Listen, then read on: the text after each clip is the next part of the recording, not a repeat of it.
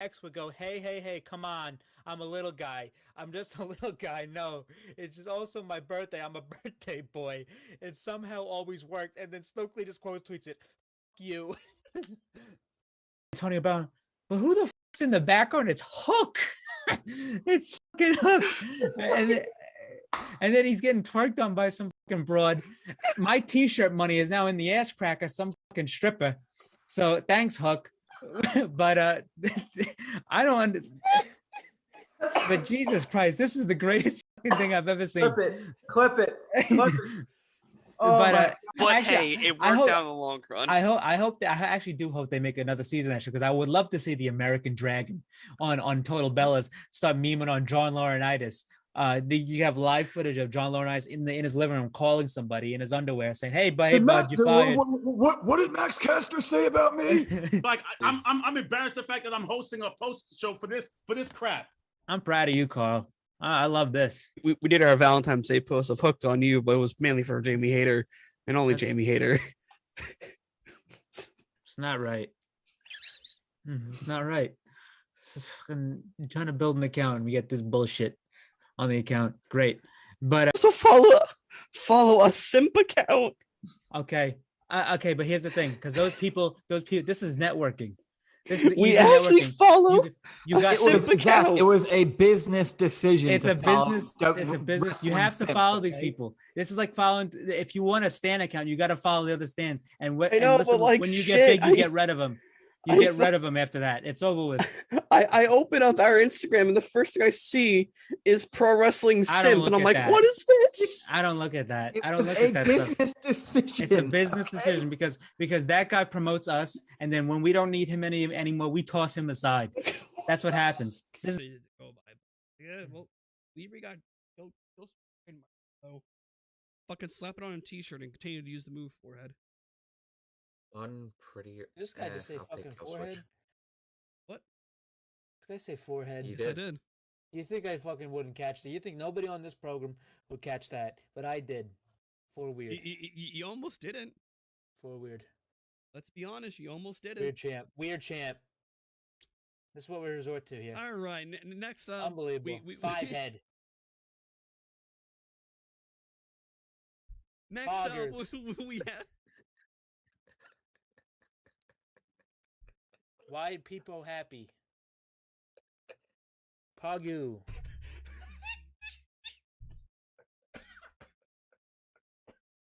Weird champ. Full weird. Forehead. Oh god. Franker faces. Oh. Wowie. Why people sad. What else? Look at how red my face is. What else we got? Let me go on Twitch right quick. Okay. Why? Why do people happy? Keck W, LOL W, XQCL. All right. The Acclaim promo now. We were backstage. Okay.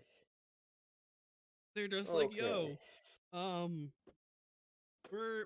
it's not gonna be a triple. It's not gonna be a No, dude, we're gonna do a fatal four-way poggers, bro. Thanks for the fucking bits. Fucking damn it! Jump off a roof. Well, they just lost Gunther, so I don't know how that is gonna survive. But what's it called? But the Third Reich faction. That's the Imperium's gonna turn to the Third Reich now. But he posted a picture on Twitter with Sean Dean. He's got his castle. It says Justice on it. and then somebody says Hook is some fucking girl says on Twitter, Hook is what? Stokely, I hate your bald ass so much. And then Big Stoke on Twitter goes, wow, Hook will pay for his crimes. It was confirmed that there was a forearm fracture which required a cast. I am distraught. I rolled dice with my left hand, so I'm please don't make me sue this company, Tony Khan. Please, you know that a portrait of your father that's hanging in your office? Well, once I own this company, I'm replacing it with a big-ass photo of James Brown. Yep, Every time you see the Godfather of Soul sweating in drug-fueled rage at the Apollo, you're gonna think of me. Sounds pretty miserable, bro. Do the right thing. Punish this little bastard Hook and write me a fat check. By the way, here's a photo of me with my best friend Al Sharpton. It means absolutely nothing, by the way. Blushing face. But somebody tweeted, he tweeted, Hook is a piece of shit, and then somebody tweeted this. Some woman, I dated a 5'8" guy who taunt every jack. Oh wait, I dated a 5'8" guy who taunt every jacked. 6'3" bro he met until they pulled their first back to beat him up. Whereupon my ex would go, hey, come on. I'm a little guy. I'm just a little guy. No, it's just also my birthday. I'm a birthday boy. It somehow always worked. And then Stokely just quote tweets it. Fuck you. Tony Brown, but who the fuck's in the background? It's Hook. It's fucking Hook. And then he's getting twerked on by some fucking broad. My t-shirt money is now in the ass crack of some fucking stripper. So thanks, Hook. But I don't. But Jesus Christ, this is the greatest fucking thing I've ever seen. Clip it. Oh, but actually, hey, it worked out in the long run. I actually do hope they make another season actually, because I would love to see the American Dragon on Total Bellas start memeing on John Laurinaitis. You have live footage of John Laurinaitis in his living room calling somebody in his underwear saying, "Hey, bud, you fired." What did Max Caster say about me? Like I'm embarrassed the fact that I'm hosting a post show for this crap. I'm proud of you, Carl. I love this. We did our Valentine's Day post of Hooked on You, but it was mainly for Jamie Hayter and only Jamie Hayter. It's not right. It's not right. I'm trying to build an account and we get this bullshit on the account. Great. But also follow a simp account. Okay. Okay, but here's the thing, because those people, this is networking. We actually follow. You got it was a business decision. It's a business. You have to follow these people. This is like following. If you want a stan account, you got to follow the other stans. And when you get big, you get rid of them. You get rid of them after that. It's over with. I open up our Instagram and the first thing I see is Pro Wrestling Simp, and I'm like, what is this? I don't look at that. I don't look at that stuff. Decision. It's a business decision because that guy promotes us, and then when we don't need him anymore, we toss him aside. That's what happens. Yeah, well, we got so fucking slap it on a t-shirt and continue to use the move forehead. Unprettier. This guy just say fucking forehead. What? This guy say forehead. Yes, I did. You think I fucking wouldn't catch that? You think nobody on this program would catch that? But I did. For weird. You almost didn't. For weird. Let's be honest. You almost didn't. Weird champ. This is what we resort to here. All right. Next up. Unbelievable. Five head. Next up, we have. Why people happy? Pagu.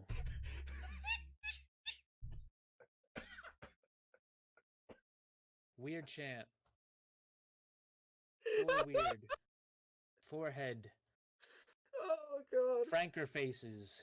Oh. Wowie. Why people sad. What else? Look at how red my face is. What else we got? Let me go on Twitch right quick. Okay. Why? Why do people happy?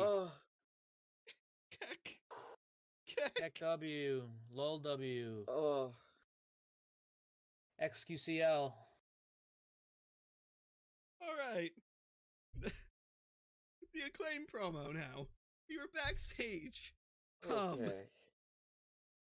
They're just like, yo, it's not gonna be a triple. It's not gonna be a normal. No, dude, we're gonna do a fatal 4-way poggers, bro. Thanks for the fucking bits. Fucking damn it! Jump off a roof. Well, they just lost Gunther, so I don't know how that is gonna survive. But what's it called? But the Third Reich faction. That's the Imperium's gonna turn to the Third Reich now. But he posted a picture on Twitter with Sean Dean. He's got his castle. It says justice on it. And then somebody says Hook is some fucking girl says on Twitter, Hook is what? Stokely, I hate your ball ass so much. And then Big Stoke on Twitter goes, wow, Hook will pay for his crimes. It was confirmed that there was a forearm fracture which required a cast. I am distraught. I rolled dice with my left hand, so I'm please don't make me sue this company, Tony Khan. Please, you know that a portrait of your father that's hanging in your office? Well, once I own this company, I'm replacing it with a big-ass photo of James Brown. Yep. Every time you see the Godfather of Soul sweating in drug-fueled rage at the Apollo, you're gonna think of me. Sounds pretty miserable, bro. Do the right thing. Punish this little bastard Hook and write me a fat check. By the way, here's a photo of me with my best friend Al Sharpton. It means absolutely nothing, by the way. Blushing face. But somebody tweeted, he tweeted, Hook is a piece of shit, and then somebody tweeted this. Some woman, I dated a 5'8" guy who taunt every jack. Oh wait, I dated a 5'8" guy who taunt every jacked. 6'3" bro he met until they pulled their first back to beat him up. Whereupon my ex would go, hey, come on. I'm a little guy. I'm just a little guy. No, it's just also my birthday. I'm a birthday boy. It somehow always worked. And then Stokely just quote tweets it. Fuck you. Tony Brown, but who the fuck's in the background? It's Hook. It's fucking Hook. And then he's getting twerked on by some fucking broad. My t-shirt money is now in the ass crack of some fucking stripper. So thanks, Hook. But I don't. But Jesus Christ, this is the greatest fucking thing I've ever seen. Clip it. Oh, but actually, hey, it worked out in the long run. I actually do hope they make another season actually, because I would love to see the American Dragon on Total Bellas start memeing on John Laurinaitis. You have live footage of John Laurinaitis in his living room calling somebody in his underwear saying, "Hey, bud, you're fired." What did Max Caster say about me? Like I'm embarrassed the fact that I'm hosting a post show for this crap. I'm proud of you, Carl. I love this. We did our Valentine's Day post of Hooked on You, but it was mainly for Jamie Hayter and only Jamie Hayter. It's not right. It's not right. I'm trying to build an account and we get this bullshit on the account. Great. But so follow a simp account. Okay. Okay, but here's the thing, because those people, this is networking. We actually follow. You got it was a business decision. It's a business. You have to follow these people. This is like following. If you want a stan account, you got to follow the other stans. And when you get big, you get rid of them. You get rid of them after that. It's over with. I open up our Instagram and the first thing I see is Pro Wrestling Simp, and I'm like, what is this? I don't look at that. I don't look at that stuff. Decision. It's a business decision because that guy promotes us, and then when we don't need him anymore, we toss him aside. That's what happens.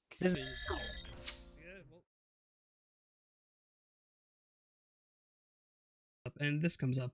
I need to make sure the audio is good. So come on. Wait for it to pop up. Okay, it's Wednesday, guys. You know what that means. It is time for your weekly dose of the Pro Wrestling Injection right here on the Pro Wrestling Injection Twitch and YouTube. We're here again today because the Sports Hit List is going to be having their post show for the NBA Finals. Well, for the playoff finals, yeah. We had to allocate ourselves here because heavy news week. A lot shit hit the fan today.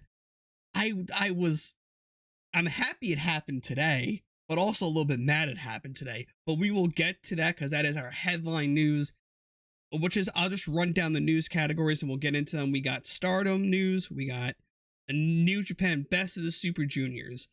We got new titles. We got people working dates. We got contract stuff. And we got WWE is getting hit with another goddamn lawsuit. Just when they thought I was gone, they pull me back in. They just keep coming. Yeah, so without further ado, we'll have Christian take over the Stardom stuff. Just some quick news stuff on Stardom. Stardom had their Stardom All-Star Grand Queendom event, which ended up actually being the largest women's only show ever in history. Largest gate, largest attendance, even bigger than Evolution that WWE did a couple years ago. But it was a great show. I watched the entire thing. Very, very fun show. Great stuff. I really enjoyed this show. And a lot of great matches you should go check out. A lot of great talent that they got over there. But really the big story coming out of this whole event was there was 5 title changes on the show, mainly of which there was the IWGP Women's Title, who was held by Mercedes Moné, and she wrestled Mayu Iwatani for that belt. She dropped it to Mayu Iwatani in a kind of a quicker than I thought match, but Mayu defeated Mercedes Moné. If you don't know who Mayu Iwatani Another is, person finished the story. yeah, she's basically the equivalent of Tanahashi in Stardom. Girl who's always been there since the beginning. Consummate babyface. But yeah, Mercedes lost the title. She's and also that match was the last match on her date, of her dates for Stardom, with her deal with Bushiroad, which is the parent company that owns New Japan and Stardom. Mhm. If you've been looking at Mercedes' Twitter, I mean, she has been loving Japan. Looks like she's having the time of her life. She says she wants to move there. She's been learning Japanese there. So I don't think she's finished, as she said. So after in the post match comment, she said, "I'm not done with New Japan. I'm not done with Stardom." They did negotiate. She did sign an extension for at least one more match, which is going to be at Resurgence, which is the next America New Japan show, which is in Long Beach, California. And she even said that we're going to my cousin's house, Long Beach, California. So I don't know who she's going to be wrestling there. If I had a guess, it factors into the main event of that show, which was the World of Stardom title match, Tam Nakano versus Julia. Julia lost the title to Tam Nakano. What I think is either probably going to happen there is it's either going to be Tam Nakano and Mercedes, or probably more most likely is going to happen Julia and Mercedes, which is the match everybody kind of wants in the Stardom realm. I really hope that's the case, because Julia, she is fantastic. And I think that's the way they should go there. I doubt it's going to be the last match she does in Stardom in Japan. I guarantee you she'll be on Forbidden Door. She's not going to go back yet. If she's moving to Japan, she's definitely going to be doing more. So that's basically all there is on Mercedes. And just jumping over to another woman who is very, very close with Mercedes, and also this is kind of basically coincides with Stardom as well. But Naomi, Trinity Fatu, she abandoned her trademark for Trinity Star. So I don't know what name she's going to be going under. I don't know if she's just going to be Trinity Fatu, but she is going to be going in and doing matches for Impact Wrestling. I don't know if she's going to be signed to Impact Wrestling, but she is going to be coming into Impact Wrestling, which is a great get for Impact. And they got a great just because she's going to Impact does not mean she's retired to some people. Yeah. But yeah, so she's going in. She's going to be going to Impact. She's got a lot of great women to work with down there, like Deonna Purrazzo, Tasha Steeles. They got I almost said Chelsea Green for a minute. Yeah, Well, but they got they got Savannah Evans down there, Masha Slamovich, Mickey James. I mean, the list goes on and on for women down there. But they got a great little division down there that she could. I guarantee you she'll probably end up being champion. But yeah, so Naomi is gonna go to Impact. There was conversation about her going doing Stardom, but they were talked out of it because Stardom obviously is a very smaller promotion in Japan, and they didn't have that kind of money to have both Mercedes and Naomi under contract. So that's the only reason she didn't appear in Stardom. Yeah. But yeah, that's Naomi. There was another big announcement today. If you're a documentary fan, there was the Dark Side of the Ring season 4 announcement that they're going to be resuming on May 30th, I believe. I think it's May 30th. But yeah, all the episodes, we have Chris Candido and Tammy Sitch, which that should be a fucking train wreck. Magnum TA, Adrian Adonis, Doink the Clown, Junkyard Dog, Marty Jannetty, Bam Bam Bigelow, Abdullah the Butcher, Bash at the Beach 2000, and the Graham family. So those are the episodes. That's the lineup for The Dark Side of the Doink Ring. one is going to be interesting. Yeah, Doink I'm excited. Very interesting. I'm excited for the Marty Jannetty one because Marty obviously was interviewed for it. He was in the trailer, and just basing off his Facebook posts, I can't wait. I can't wait for that story. That one should be batshit crazy. So we're getting that. Try to put the moves on me, and then I just killed him. Also, we had a new WWE World Heavyweight Championship revealed on Raw. It looks nice. It looks nice. It's a mix of the big gold belt and has its logos. Obviously, they had to keep the logos for the sports teams that they give the belt to. I mean, if you didn't see the Super Bowl this year and you saw all the pictures of Patrick Mahomes holding the belt, I mean, they love that. Obviously. Drunk off his ass. Yeah. So new design. I think it looks good. What that means with Roman and all that stuff, that's a lot bigger of a topic to get into. But also we had another piece of news at Raw this Monday, which was I kind of fucking looked twice at this when Brooks I saw something. Took a field trip. Pepsi Phil took a field trip to Monday Night Raw in Chicago this Monday. So CM Punk was backstage at Raw. I mean, the fact that this isn't even like groundbreaking news is funny to me because like a few years ago this would have been, but so yeah, he was back there. Everybody was shocked. He apparently he talked to the Miz and he mended fences with the Miz. Apparently he talked to Triple H for a little bit, but then no. So he was going to. Then Triple H said, "Hold on, let me make sure this is okay first." Assumingly talked to Vince. Then Vince said, "Get him the fuck out of here." So Vince told him to fuck off. But yeah, so CM Punk had this. I mean, this is not faked either. This is a real thing. There's footage of him talking to Tamina out in the parking lot. So yeah, so that was a little funny thing that happened. That's a total non-story to me because we hear so much back and forth backstage, and my camera, of course, is out of focus. Listen, but, like so many people have been backstage at the other company that I was just like, oh, that's interesting, and then I moved on with my day. That was my thing too. I'm like, this really isn't anything. It's just because it's fucking Pepsi Phil, and it's also another thing too that it's like they hate him. We'll get into more Punk stuff next week because we of course got the meeting. We will talk more about that. I have the full news covered. We will touch upon it when we can. Next up, next up we have there was I'm not sure because you didn't mention this. Will Ospreay's contract for New Japan expires in February. Yeah. So I was about to get into that. The second bidding war of 2024. Yeah. He'll be dumb fuck stupid to go to WWE. Well, he's not. He would have to uproot his whole family. Staying in New Japan. No, see, uproot his whole family. So I mean, obviously, I don't like. I'm not one of those people who say like, oh, people years ago said they'll never do this or they'll never do that. We're human beings. I change my mind 10 million times a fucking day.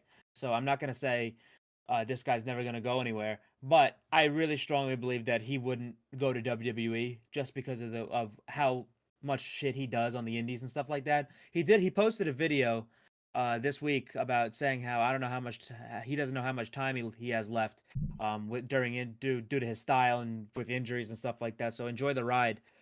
So I really do think he either goes to AEW or stays in New Japan. I think next year in February we're going to be in the same situation that we were in with Jay White. I truthfully think that's the case. We go to another UBS show and he's there. Yeah, so I really 90% WWE bound. Yeah. 2 weeks later, oh shit! Yeah, he shows up for Juice Robinson. Listen, that was a different situation because the old man reared his ugly head again. But yeah. So we don't know what's going on. Gomez Adams appeared. But Ospreay, he just came back. He just had his first match back with Bobby Fish at an indie show. So he's back in action already. So I hope he stays healthy. But anyway, yeah. Speaking of, like, I just remembered, for those of you who care about Johnny Boxing, Johnny Creator Clash, he won his fight against Harley of Epic Mealtime at Creator Clash 2. He knocked the shit out of out of Harley. That was a fun fight. That's what happens when you get trained by Josh Burnett and you fight a fucking YouTuber. Imagine. I would hope he fucking hit him.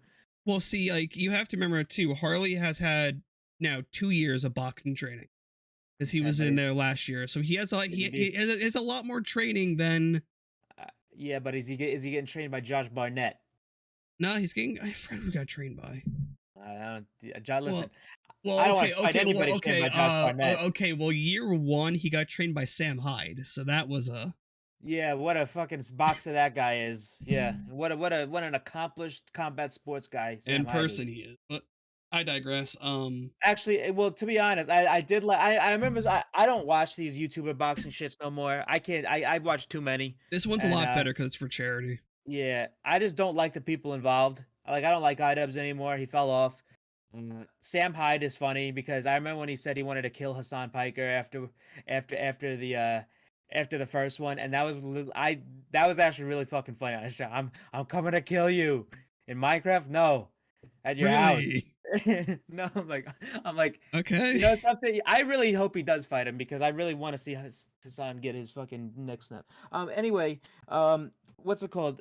But speaking of Will Ospreay, who was also a former two-time Best of the Super Juniors winner. We have the Best of the Super Juniors announcement coming out tomorrow, which is, I don't know what time it's going to come out tomorrow, because tomorrow is the Road to Wrestling Dontaku show with Catch 2-2, which is Francesco Akira and TJP versus Kushida and Kevin Knight, and Hiromu Takahashi versus Yoshinobu Kanemaru for the junior titles respectively, and then culminating at Wrestling Dontaku with Sonata versus Hiromu Takahashi in the main event on May 1st. But it's probably going to be announced tomorrow morning.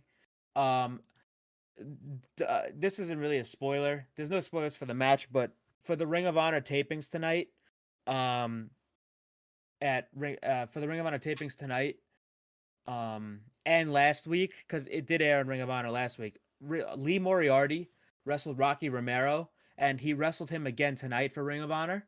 But last year, before the week of the announcement for the Best of the Super Juniors, Rocky Romero went to Impact and he went and wrestled Ace Austin. And they did a backstage segment where he offered Ace Austin a spot in the Best of the Super Juniors. I can see the same thing happening for Lee Moriarty. And I really hope it does. I don't know if it's because the Best of the Super Juniors starts on May 13th. I don't know if that conflicts with the firm deletion match, but that's a pre-recorded match. That's a cinematic match. That could be fucking recorded tomorrow if they want. So I think if he does get a spot in the Best of the Super Juniors, they can record it and then he can go. They can air it after he's gone. Yeah. But yeah. So I think that's a telltale sign. I'm very excited to see the lineup this year because last year's was phenomenal. But yeah, check out for that. Look out for that tomorrow. Also, we have AEW Dark Elevation is going to be coming to an end. They just posted for this week a best of Elevation. I'm like, that's weird. Apparently, it's been softly canceled, which I think is fine because, I mean, it's for the best. They don't need it anymore because I'd rather have them do Ring of Honor tapings with full crowds instead of Ring of Honor tapings afterwards where, I mean, 4/5 of the crowds leaves because it's late on a Wednesday. So I think it's a smart play. Keep Dark and Universal, have Ring of Honor tapings beforehand. Mm-hmm. And I think that's the right way to go. But it had a good run. It was good stuff on there. Yeah. But anyway, it makes even more sense with the announcement of the Saturday show too. Yeah, so. Absolutely. Yeah. Is it time for the Black Cloud news? No, before that, we're gonna talk about this more next week. But Punk and Jericho meeting did happen. I mentioned that when we talked about Punk's field trip. It has taken place. However, the only other wrinkle I would say is that there was new information saying that Punk and the Young Bucks have not had any contact yet, and apparently it was due to legal advice coming from Punk's lawyer and Punk's legal representation or whatever. But anyway, here's the next story that I really want to talk about, which this is too fucking funny to leave out because this is about a lawsuit, not the Vince one today, but Raka Khan, who was if you've seen the Scott Steiner math promo, it's the black woman in that promo, that's standing behind them. So it's her. She was formerly in WWE Developmental FCW. She was in TNA, but she has filed a lawsuit against multiple parties, and this has got to be the funniest shit I've ever read. And I'm gonna read it to you here. TNA alumni Rocket Khan lawsuit filed against multiple parties, including the FBI, the state of Texas, various police departments, and a plethora of wrestling personalities and companies, is reportedly clear to move forward. PW Insight is reporting that Terentia Biggers, who wrestled under the name Raka Khan in TNA, had a run in WWE's developmental system, filed a lawsuit on October 22nd in the United States District Court, Southern District of New York, claiming a conspiracy against her in relation to an ongoing Texas criminal case on charges of interference with child custody and aggravated kidnapping facilitation. According to the site, actually, hold up. Here we go. The 48-page lawsuit alleges that the defendants conspired to kidnap the plaintiff and her children. And the paperwork mostly consists of a list of defendants, some of whom have been listed multiple times. So 48 pages worth of people accused, and I'm gonna read some off right here. Oh, we have the state of Texas, the El Paso Child Protective Services, the FBI, the Las Cruces, New Mexico Police Department, the New York Police Department, the National Center for Missing and Exploited Children, the New York ACS, Omega Psi Phi Fraternity Incorporated, Shirley Police Department, Sigma Phi Epsilon, Suffolk County, New York, Dwayne "The Rock" Johnson, The Miz, and Maurice, Heath Slater, Nikki Bella, Chris Benoit, Mark Jindrak, Panda Energy, which is the now defunct company that owned TNA, Home Depot, Florida Championship Wrestling, Steve Kern, the NWA, Billy Corgan, Deep South Wrestling, Bank of America, Michael Jordan, several universities, Jim Cornette, Mick Foley, and New York City Area Energy Company, Con Edison, and many more. What the fuck, man? So the former TNA wrestler was notified of filing by mail by a home address listed in New York City. She is currently seeking $3 billion in damages, and the list of the defendants are yet to be served. If you didn't know, hold on, wait. Chris Benoit's dead. If you didn't know, Benoit, Miz, Rock, Maurice, Heath Slater, Mick Foley, Cornette, Home Depot, Corrigan, they all try to kidnap this woman's kids and her. So I didn't know if you guys knew that, but it's all coming out now, baby. Okay. Hey, I will say this though. Oh my goodness. It's been cleared to move forward. So I can't wait till they go to Chris Benoit. Grounds? I can't wait till they go to Chris Benoit's grave and fucking put a piece of paper on the dirt pile. Say, hey, you've been served, buddy. You've been served. No, they're gonna go to his fucking son. He's the only living heir to Benoit. I hope this does go to trial so Jim Cornette can step out of his house for the first time in fucking 3 years. So, but this is I don't know what we did. I don't know why Suffolk County's listed here. What the fuck did we do? What did we do? Probably an indie show where we try to corner her. Hey, listen, I will say though, this woman did date Kurt Angle during Perk Angle phase, so I think I know this makes perfect sense to me why she would be spouting off like this. But that was let's go. That had to be at least my favorite piece of news. Now on to the black cloud. That was reported this week. Onto the black cloud that now just permanently looms over WWE. It has now been reported today that Vince McMahon and other executives are facing a new lawsuit, as they allegedly discriminated and retaliated against a black female writer for objectifying to offensively racist and stereotypical jargon used in scripts of black wrestlers, including Bianca Belair and Apollo Crews.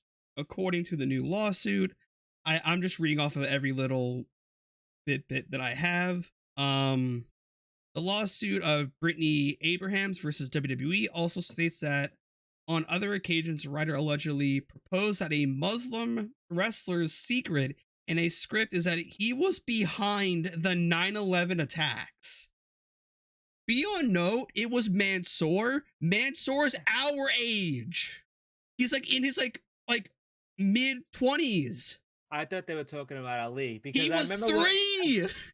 I remember that's what I was saying. I was like, I thought it was Mustafa Ali, not because of what he is. It's just because I remember he's older. Back when the Free Ali shit was happening, they try to have Mustafa Ali do like Muslim stereotype shit. I remember that, and I was like, oh shit, is this like what happened to Ali? Like more clarification, but no, they tried to do both of them. And then other writers suggest a black male wrestler should dress in drag. Well, that already happened. With the Bobby Lashley's sisters, aka Max Caster. A script including Bianca Belair to say, don't let me take off my earrings and beat your ass. Apollo Crews to speak with a stereotypical exaggerated Nigerian accent, but was rebuffed. A key detail in the lawsuit also states that Bianca Belair informed the plaintiff that she told Chris Dunn, involved in the lawsuit, 3 different times that I don't want to say that line, but he never listened to me. He put that line in every week. Yeah, which that's one thing about the Bianca one, which I didn't like. That one wasn't as bad as to me because like that's the like I wouldn't like bat an eye if she said that because she does that girl shit all the time. Yeah, see, but she doesn't want to do that. She doesn't want to be ghetto because she even says Bianca Belair also said that the script's discriminatory lines made her look ghetto. She did not want to do this stuff. And here's the real fucking kicker of this that I bust out laughing when I read this. Lawsuit also states more daunting details. Around spring of 2021, Ryan Callahan pitched that a white Caucasian male wrestler with a hunting gimmick would hunt a black male wrestler for fun. In a nutshell, they said that a hunting gimmick pitch for the new wrestler, Shane Thorne, and Reggie was, since Shane is Australian, we should make him a crocodile hunter, and instead of crocodiles, he hunts people. Let me tell you something now. So hold on, wait.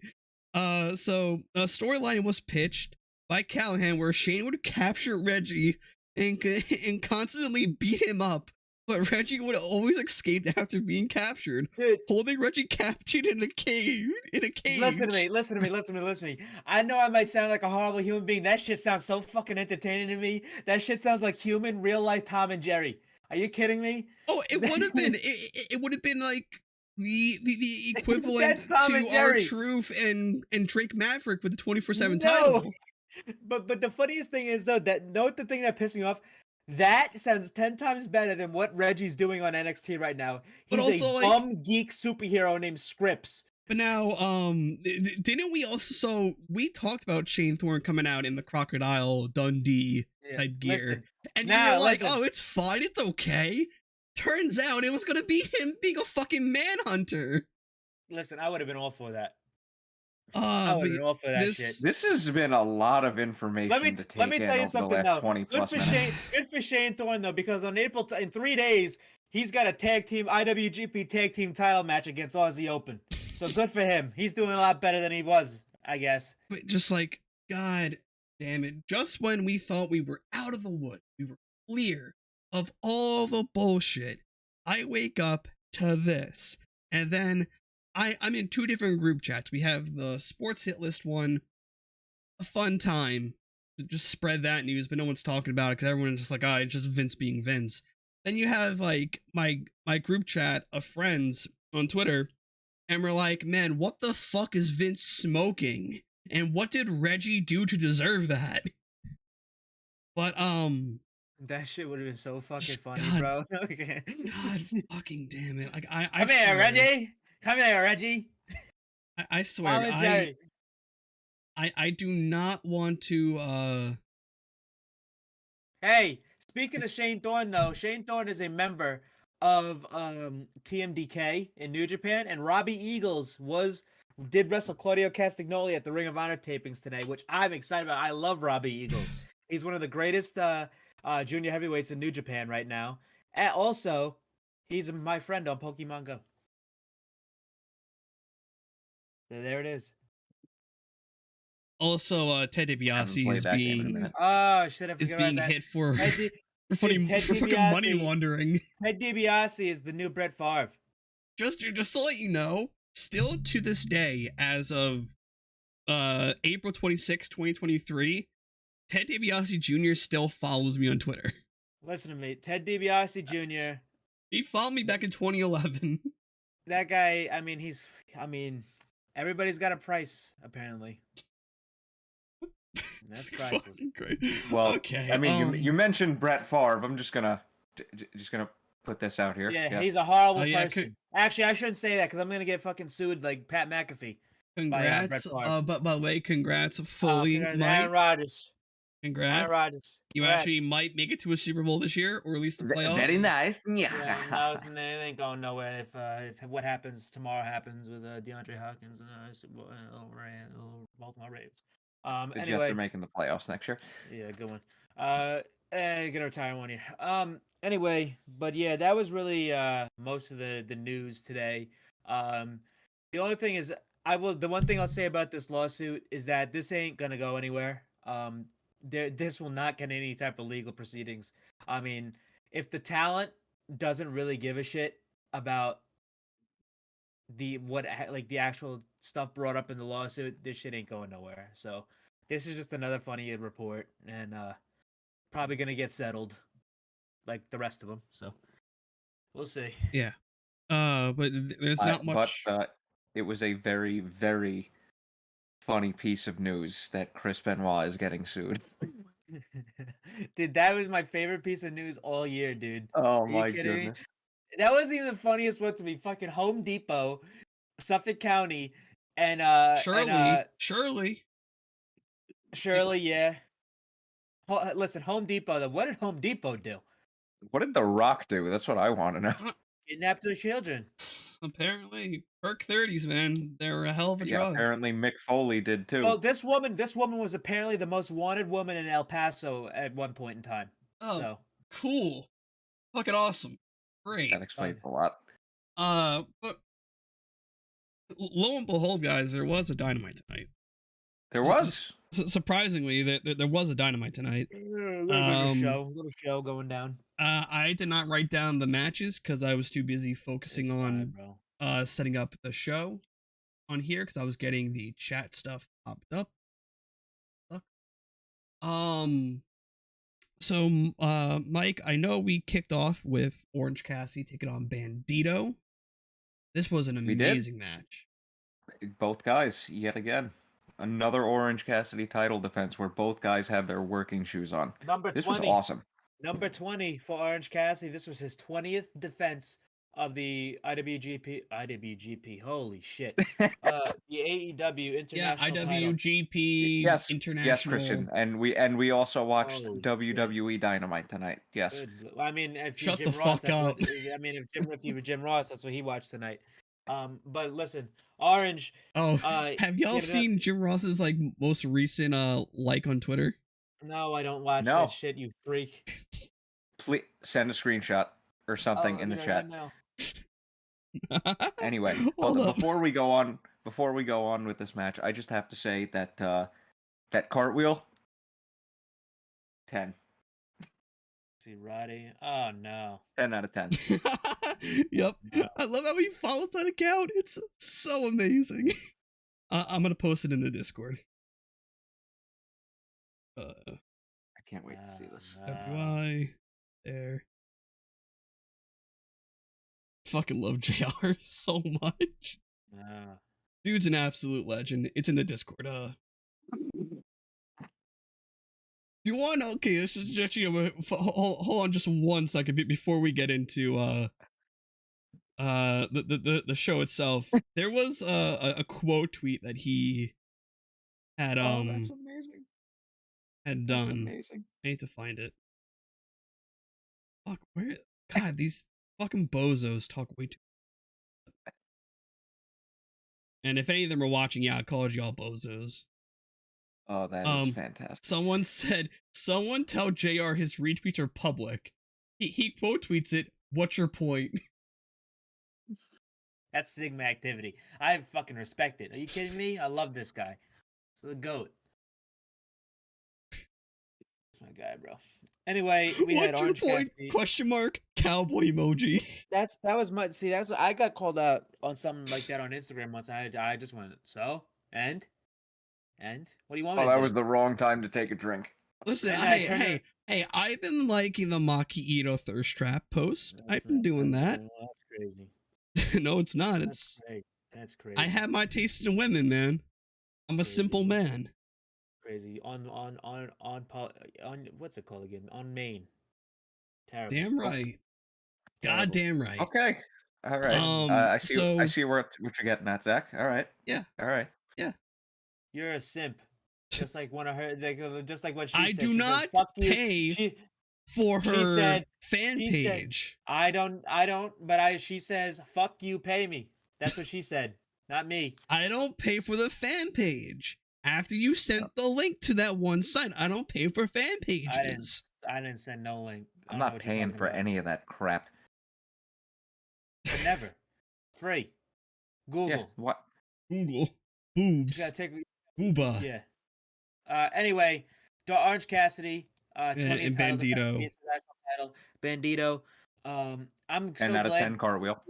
Yeah, I'm so glad to see Bandito back. The reason Bandito was gone for a long time is he had to go back to Mexico because his visa expired. His visa expired, which I mean, it's not just like a visa issue that most people had. His visa actually expired, so he had to like stay there. I wonder where she is. Yeah, that might have been the same thing that happened to her, either, or something we don't know about. Yeah, I need my girl back. She kind of fell off the face of the earth. Yeah. So Bandito's back. This was a really fun match. I love the stuff where Bandito was doing his finger guns and then fucking Orange put him in his own pockets. That was great. The feats of strength from Bandito here. He's insane. He's insane. He's like Claudio, like deceptively strong. And like holding him up with a one hand in the gorilla press. With all his, and that was another thing about Bandito today, which they did pay mention to on commentary. He was doing less of his aerial and like more flippy type maneuvers. He was just showing more of his strength, and they played that into the match where they were talking about his training with Mexican legend Skida and how to escape the mousetrap. He was the first person ever to escape Orange's mousetrap finish. So that was pretty cool to see. But yeah, I really enjoyed this match. Orange Cassidy did defeat Bandito with a pop-up. Well, Bandito popped him, but then he hit him with an orange punch and then a beach break. He retained the international title. And then after the match, he put his glasses on Bandito. And he doesn't have any ears. Oh, wait. Yeah. I see them now. Yeah. And then, they posed. And then they cut to Adam Cole in the back, which Adam Cole, as soon as I saw this shit, I'm like, oh my God, we're so back. Because what this type of promo Adam Cole cut was NXT Adam Cole. The type of promos Adam Cole was doing in NXT, the type of intensity and type of fiery promo that he would cut every night as a big heel, as the top heel in NXT. This is the type of promo we got from Adam Cole here, just talking about what happened last week with Britt Baker and Chris Jericho. But he said, I'm going to come to the ring later. I'm going to fight you. I'm going to find you. I'm going to call you out. But then after this, Renee was like, Orange and Bandito walk up with Bandito with the glass on. And Orange's like, yeah, you interviewing me? And then she's like, no, we were talking about Adam Cole and the stuff that went down with Chris Jericho last week. It was pretty intense. And then Orange just goes, oh. And Bandito just goes, oh, just walk away. So, hey, I lost it at that. Dude, that's what I would do if I was a wrestler. I just get back. I want to go to the back. I want to go eat something. Oh. And after this, I think we had Jeff Jarrett and Dax. Yep, we had Jeff Jarrett. Well, I think we went to commercial, didn't we? And then we came back with Renee in the back with Darby and Jungle Boy. Oh yeah. So yeah, Darby and Jungle Boy. Yeah, so Darby and Jungle Boy. So Darby basically talks to Jungle Boy. He's like he asked him to be in his corner for his match tonight against Sammy Guevara. and they want to put their differences aside because obviously they're never going to like each other or be friends, but they know that MJF is probably going to get involved in the match between Sammy and Darby.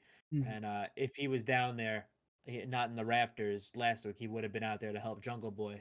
Yeah.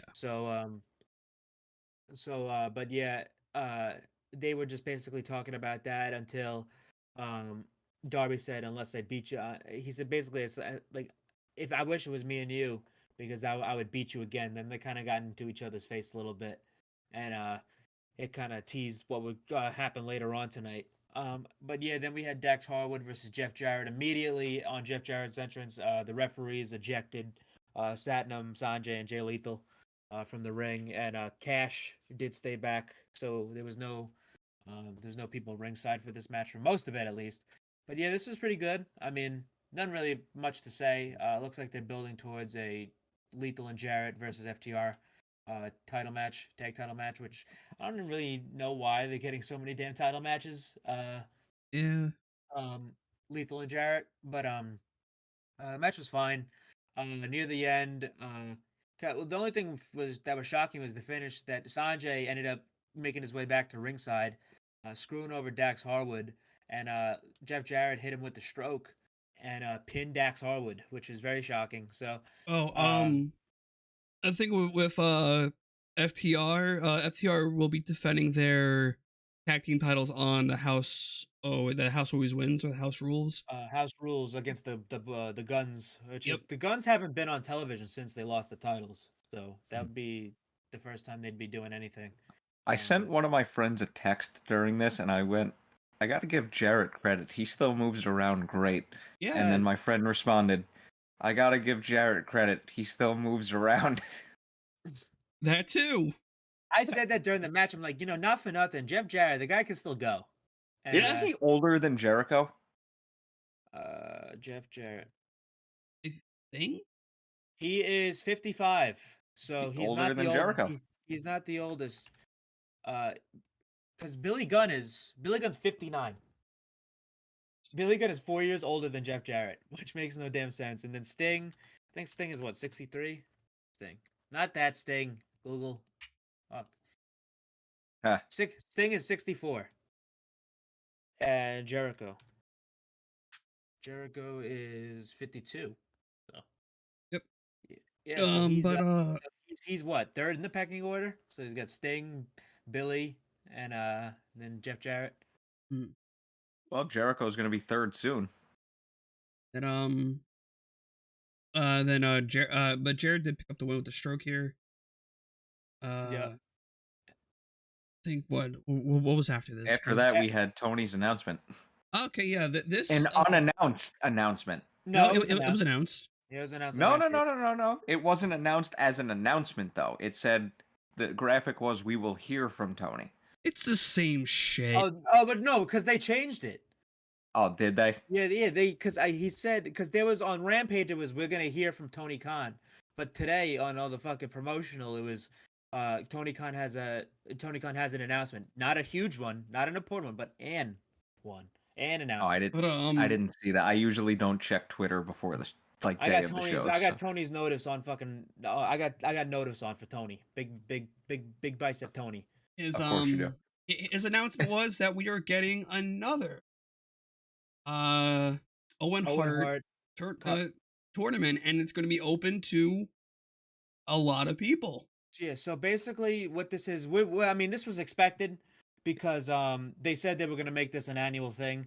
I mean, obviously it never had to be exclusive to Double or Nothing, which Tony said here. He announced that it will start on Double or Nothing.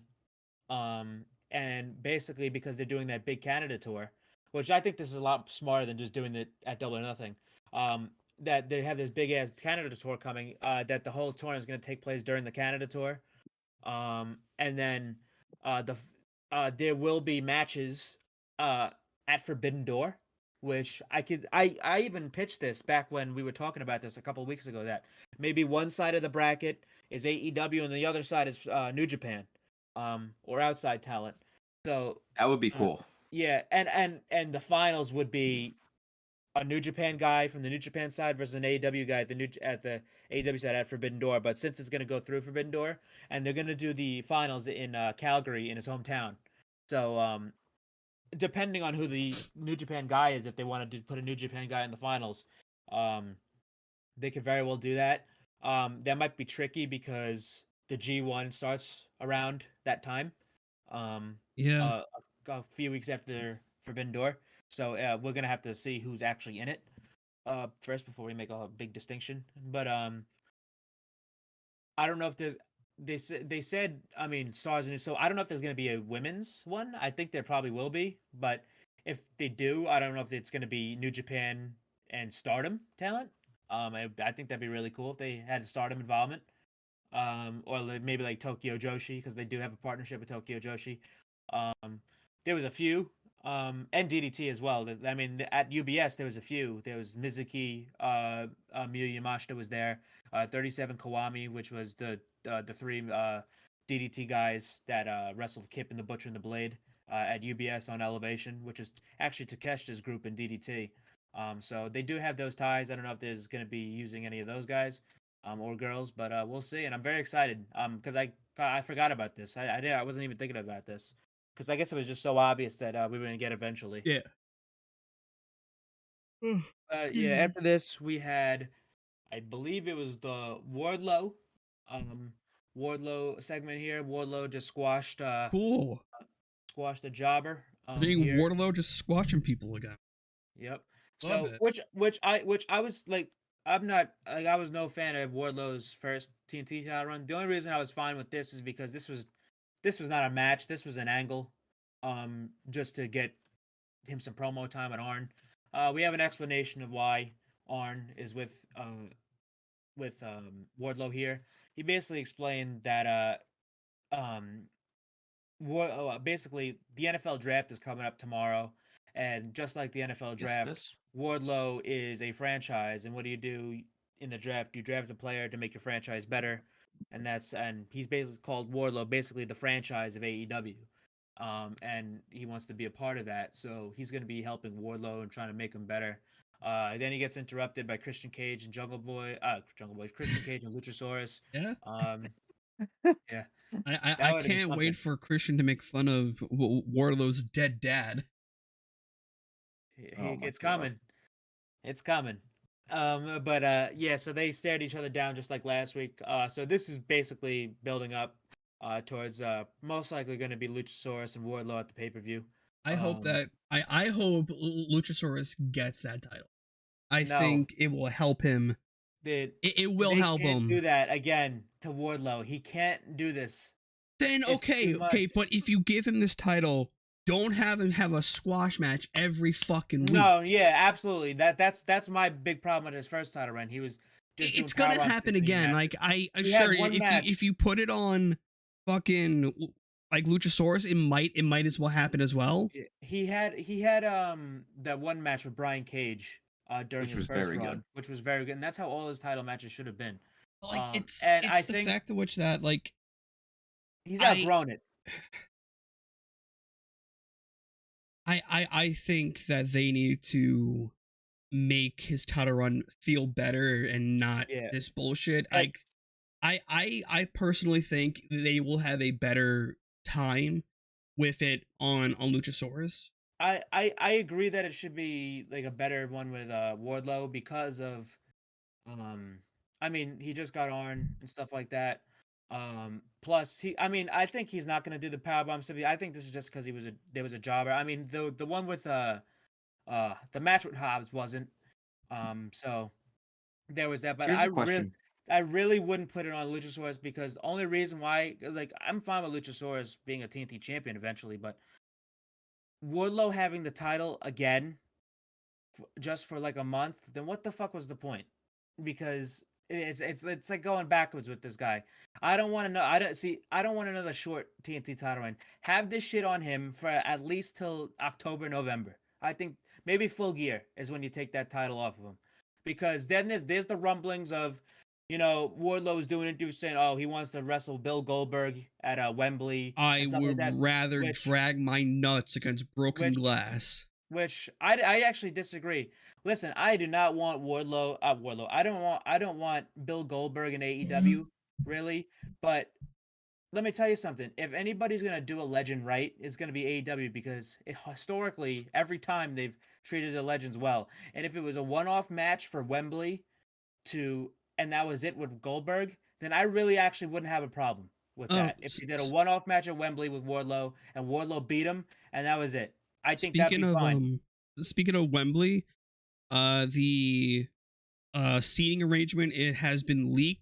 Allegedly, it's not. We can't 110% confirm it until this one. I'm already on the pre-register list to get the link to see the tickets. So I will be sending a screenshot of the layout once I get that link to send to you guys. So keep that in mind. But the most expensive ticket there is £1,400. That is insanely affordable for ticket. The prices for this show, besides like, and they have family packages too. Yeah, besides front row, are insanely affordable. They're gonna do big numbers for this fucking show. And if the seating arrangement, if the seating arrangement is true, they can easily probably pack out about 75% of that arena. Yeah, 65, 75, most likely. Tony Khan had to make a decision. He had to, do you want to make as much money as possible? Or do you want to get as much people in the building as possible? And he opted to get as much people in the building as possible because all those prices, the lowest prices are what, $30? I believe so. Let me. Yeah, but check. Yeah, I mean that's real good. So, and I know a lot of people are coming from. I mean, traveling to that show. The most expensive. The cheapest ticket is £30. So yeah, essentially excellent. About $30 here. Yeah, that's excellent. So, good on them. But yeah, back to the show. As we just said, yeah, Christian. Yeah, so I have a question for you too. Shoot. Since we're on Wardlow, when do you see him challenging MJF? Because I think that's never. I don't think really. That has to happen. Like I don't think with him having the world title, it's not going to happen with him. That has to happen. It makes the only reason, like, Wardlow obviously wouldn't win, but that has to happen because it doesn't make sense if it doesn't. This fucking guy demolished the current world champion in like what at Double or Nothing 5 minutes. Why the fuck wouldn't he want to do it? If I was Wardlow, I'd be wanting a title match right now. Do the same thing. Just get the world title. It'd make no sense for him to not do it. They need to do that. I think near the tail end of MJF's title run, which I think should be next year, whenever the closer his contract gets. They need to do Wardlow because at that time, supposedly his contract. Yeah, because at that time, MJF is in everybody's cognition is more in jeopardy of losing because of the contract status. I think. Okay, if I can see where you guys are coming from on fighting him, and I can see that. Maybe, and you can. It's gonna get shot down by you, Christian, because you're gonna say no to it. Have it at Grand Slam. I don't mind that. It's like do it there. It's a big TV event. That could be a TV match. And it's within MJF's hometown, so MJF can get the hometown rub a bit. That's and also and Wardlow could still get the cheers and not be heavily booed. Yeah, that's my thing about Wardlow. He's looked dumb enough in some of these feuds and some of these title runs. He'd be a fucking idiot to not go after MJF in that title. This is a guy that he squashed like a jobber at a pay-per-view. But also remember, MJF overshadowed him. Yeah, and this guy's a world champion. Why the fuck wouldn't he wrestle him? I just okay. I was like, what the fuck was that? The Hater rave just was posted. 30-minute Jamie Hater rave by Mikey Ruckus. Oh, okay. Anyway. Dope. Anyway. But yeah, I just think Wardlow. I mean, he would be fucking stupid as shit if he didn't go after MJF because This is a guy he's beat before. This is a guy he's demolished. Why wouldn't he go after him? Why wouldn't you want to be the world champion? But essentially though, like, so this goes like for me. Sorry, Zach.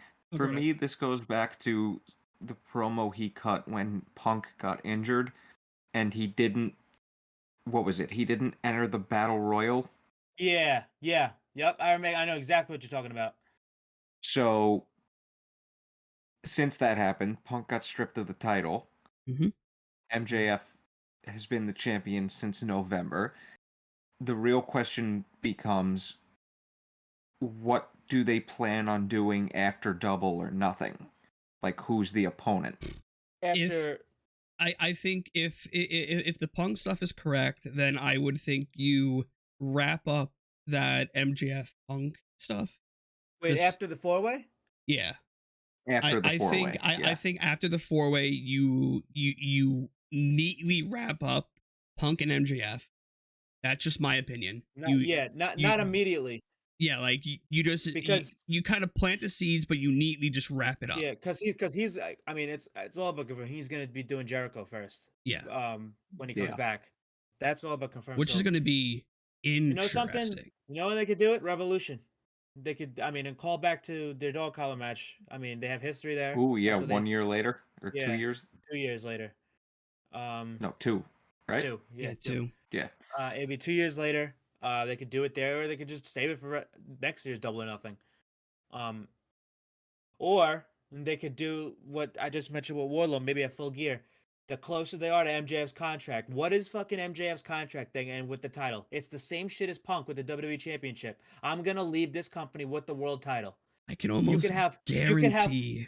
You could have something like where, I mean, he's not a hero to most people anymore, but Punk be the savior and hero of AEW against something that he was. He'd be the Cena. He was supposed to be. This was the whole story, but then he had to go up at the media scrum. Imagine they did a pay-per-view in Nassau Coliseum, and it was like one of the last days of MJF's contract, and it was Punk versus MJF. If MJF if MJF wins, he leaves with the world title. Imagine that. But like a role reversal, something like that. They could do work with that. I can see that, but I think it'd be partially better to do that at UBS. I think that has more of a better feeling. Yeah. No, I'm saying UBS. I was just saying, like, is UBS like, Mike? You've been to a pay-per-view, the Prudential Center. How big is that compared to UBS? I would, just from eyeballing it, I would probably say about the same size, maybe an extra slightly bigger. That's the only reason I say Nassau Coliseum, because they're starting to do bigger things. Like, they're gonna do the United Center for All Out, most likely. They're doing what is it, the Coca-Cola Arena in Toronto for Forbidden Door. They're doing Wembley. They do T-Mobile for Double or Nothing. Revolution is usually revolving. Revolution Full Gear is usually whatever. So I don't know if they could logistically do that. I don't know if that'd be too big for them or something like that. But maybe MSG. I don't know. But I can see them doing a specialty venue for something like that. Yeah. Okay, so I just looked this up just out of curiosity because you brought it up. Prudential Center for hockey sits 16.5, and UBS seats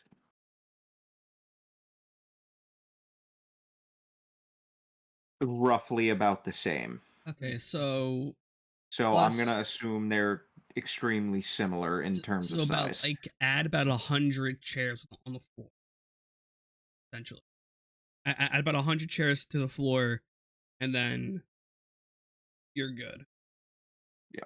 But yeah, okay, I can see it, but I think though, where MJF goes after this 4 Pillars thing, I'm hoping it doesn't lead to like a singles thing with him and Sammy, because that would blow my fucking brains out. No, I don't. No, I think that. Yeah, I think all the pillars are gonna be finished. I think this is. I don't think he's gonna feud with any of the pillars. If he's gonna feud with anybody, it's gonna be Darby. It's gonna be down the line. But I think Yes. though, like after this, you meticulously plant the seeds for him and Punk to finish where they left off. MJF's next feud after this. Oh, wait a second. I just thought of something. Go ahead. Okay, so obviously we had the pay-per-view match between MJF and Jungle Boy. We had the singles match. We had the singles match between him and Darby. Did him and Sammy do a singles match yet or no? Who? MJF? Yeah. Yes. On pay-per-view? Not on pay-per-view. It was the last episode of Dynamite in Daly's place. That was their last match. Okay, but it wasn't on pay-per-view though. It was not pay-per-view. Oh wait, What if Sammy gets the match after? I doubt it, because that's going to be heel v heel. The fans don't like Sammy. MJF's True. the biggest heel in the company. They're not going to do that. well, like, I'm just MJF's the trying biggest tweener in the company. Yeah, but they're not going to do that with Sammy. Yeah. They're not going to put Sammy in the main event I alone. think Okay, well maybe this- not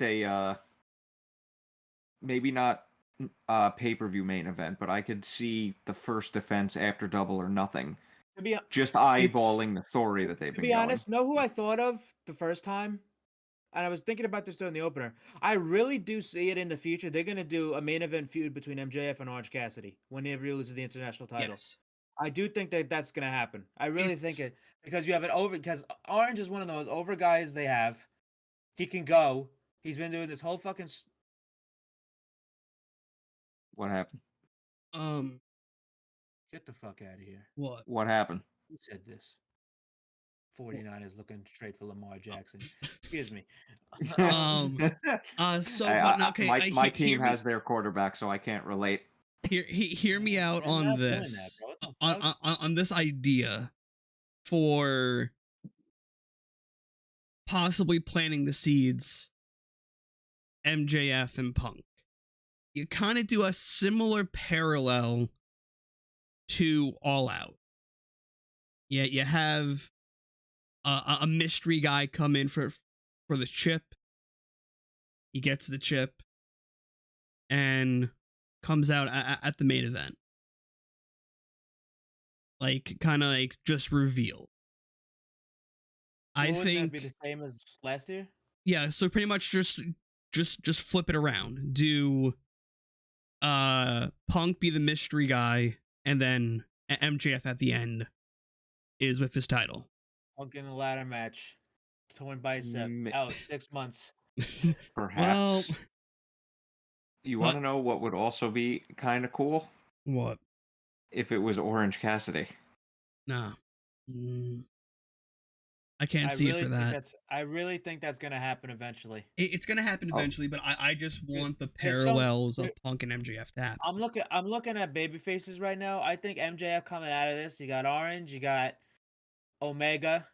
You got I could also because I always- could also see I always an wanted extended. Kingston. Ooh, that's a good one. too. Adam Cole is one that's definitely gonna happen at some point. Yes. Hangman. Hangman. I think that's could happen. We were talking about that before, like when we thought he was gonna finish up on Moxley. Depending on who goes babyface. But yeah, there's a few guys I could see challenging him, and they're one of them. Even this roster. Let's see. Darby, I'm as we said, just- but I think down the line they could do Ricky again. They could. This is just spitballing here.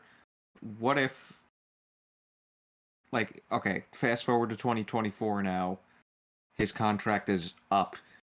What if it's him and Omega? I would love that. But that's the other thing too. Omega's contract coming up. Hmm. So you got to be careful. Depending on if he's signed or if he's unsigned. So you're going to have to see. But I'm very intrigued to see where let's they're just going. get They're back gonna go to with the this. show. We Yep. went completely off topic. We did. So Wardlow versus the Jobber. Arn gets on the mic after. Just says, Christian, hey, what does he say? If you, I want you to dig a guy's eyeball out. I want you to bite his thumb off. Yeah, I'm surprised he didn't say, and if you have to, pull the Glock out. Yeah, but no, he pretty much just tells Wardlow, be a killer. Yeah. And then Luchasaurus then cue Christian Cage's music. He comes out with Luchasaurus. He's about to get in the ring. Then he says, nah, fuck that, and then hightails back to the backstage area. Yep. Next up, we had Renee again in the back. MJF and Sammy Guevara, the best of friends. If you didn't see Sammy's vlog, it was funny. He was on FaceTime with MJF, and they're playing with their cats on FaceTime, and Ty was not happy about this. They also both bought each other's check marks on Twitter. Yeah. I have utilized my point and laugh at the motherfucker who pays for Twitter meme extensively. Isn't it a thing like if you have over 1 million, you get it automatically? No. Something like that. No. Oh. Like how it was originally was you had to be a journalist and you had to or like a celebrity. be mentioned in a publication essentially or a celebrity. But like that goes hand in hand, mentioned in a publication. Yeah. So right before we get back on track, blue checkmark overrated. I just don't like Twitter. I don't blame you. So this segment made me laugh my ass off. This was great. So you got Sammy Guevara and MJF to saying, "Hey, bud," kissing your foreheads. So MJF kisses Sammy on the forehead. Sammy kisses MJF on the forehead. I thought they were about to kiss on the lips for a second because they were really close. Yeah. So Sammy was like, "Yo, I got you a gift." Dude, man, come on. He got MJF one of his vests that he wears to the ring. So MJF's like, I got you a gift too, and he got him a very obviously fake Burberry scarf. It was a different color. Yeah, so it was faded.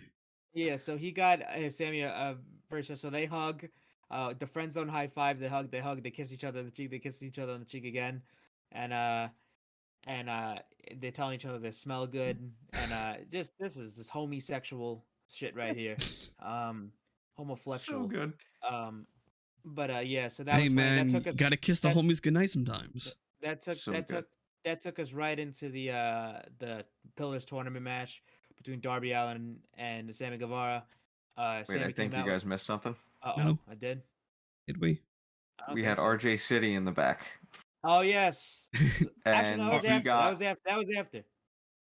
Really? Because I have it down before that. No, I know. It was before because immediately after because we followed MGF and Sammy backstage. Okay, so before the match, long story short, RJ City was saying some words into a microphone, and then John Moxley just absolutely this shit was so funny, bro. I love RJ. I'm like, dude, holy shit, RJ is gonna be an interviewer now. Boom, gets beamed out by John Moxley. I'm like, well, that's probably RJ's first and last interview.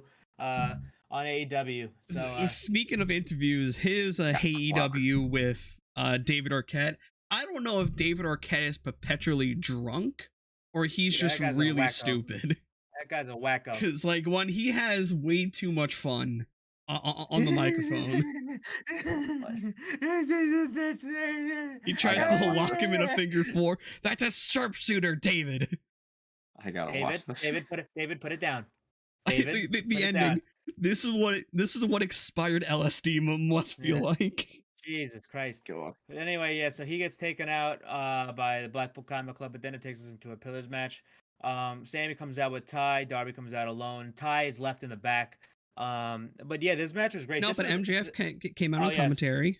With MJF came out on commentary with his Kalen Pickles, which is actually a real sponsorship. Because after that media scrum, they posted the video of him eating them at the media scrum, that pickle company, and they gave his own flavor. Him and Tony Schiavone were in rare form.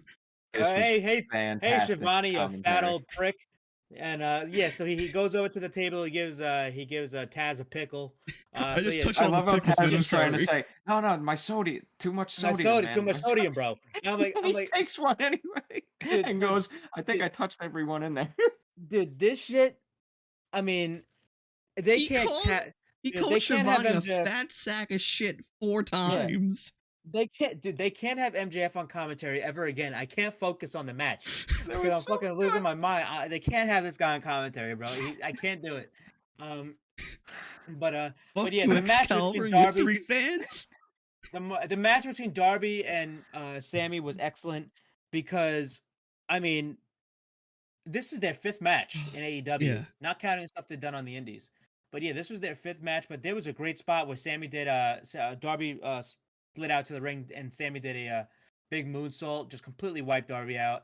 There was a part where Darby went for his tope and Sammy just kind of right into a perfect cutter. Also, Darby got a cut on his eyebrow. Yeah, Darby got thrown into the ring post. They had the camera off of him a little bit, so I don't know if he gigged or not. No, with how that was placed and how it looked, I don't think he gigged. So yeah, so he got. That's what I like about Darby. Darby has never gigged once in his AEW run. He has always been busted open hard way every time because he has had staples and stitches on the back of his head in the same spot every fucking time. Yeah. So Darby gets hit up. Then Sammy Guevara brings out a table. He sets up the table. But then Darby ends up countering it and putting Sammy on the table. But then Ty basically tries to get involved here, and then Sammy gets up, gives Darby a beautiful Spanish fly, hits him, puts Darby right on through the table. Yeah, and then Sammy gets on the table, hits a picture perfect 630s, and the table fucking exploded. Like there's usually like a give, like the impact, and then it goes down. This one fucking straight down. This table exploded. So that was a beautiful 630.